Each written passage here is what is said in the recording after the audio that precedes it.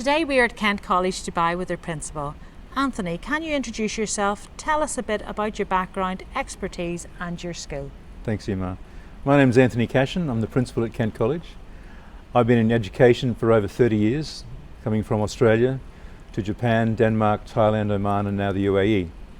My wife and I are now residing in the UAE for the last 12 years and we call the UAE home. Over the past 30 plus years I've been in the senior leadership teams of a variety of different schools in different countries. In this video we are asking school leaders to paint us a picture for the SchoolsCompare.com viewers of what schools will look like in the future. Will they be better, worse or different? Anthony, what do you think we should expect? Well, Emma, I think different is perhaps the main word to look at there.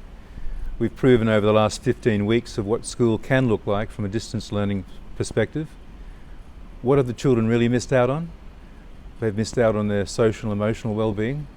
We know that the students in the senior school have more or less applied themselves very, very well to a distance learning perspective. However, you look at the children in FS1, FS2, Year 1 who have really struggled to be engaged in an online discipline. The other things that children have missed out on are the performing arts, the sports, the interaction between each other in a face-to-face and what that delivers. And I think the last thing about that is the social and emotional well-being of the children.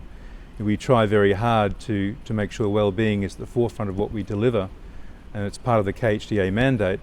However, doing it via phone or doing it via screen is sometimes very, very difficult.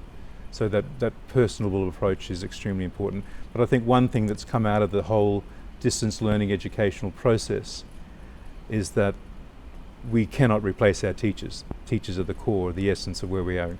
So I think a balance of what we need to do, and schools will be a little bit different in the future. Many parents say to us screen time and technology is hurting our children's education, not helping it.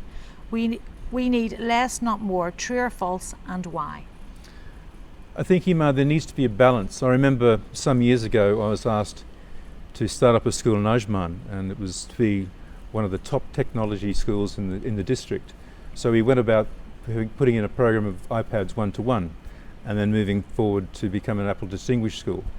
A lot of the parents were very negative about that, about screen time. So we actually did a study with a professor about what makes a good blend or a good balance, and I think that's what it has to be. We have to have a balance for our children. Parents have to have some say in what goes on at home as well. And then, we look at in our current schools, a lot of schools found that the transition between face-to-face delivery and to an online delivery very, very easy because of the work that's done either through Microsoft or through Google or through Apple or any of these different variety of tools that they use in the classroom. The blend, therefore, of what happens at the classroom level, then it's taken home. The parents have then more input of the amount of screen time the student has. It's easy in a classroom setting that's saying, okay, no technology in this lesson, or please have your device ready, or we're going to use the whole lesson using a device, is a different thing. So at the end of the day, yes, there needs to be a balance, and that comes down to conversation between family and communication between family and home.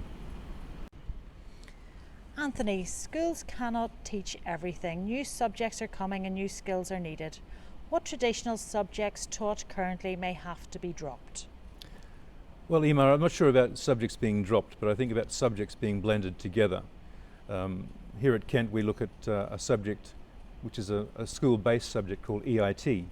We look at entrepreneurship, innovation and technology, and we try to draw on different aspects from different subject disciplines for the students then to develop skills in computing, coding, to look at the design process, to look at construction.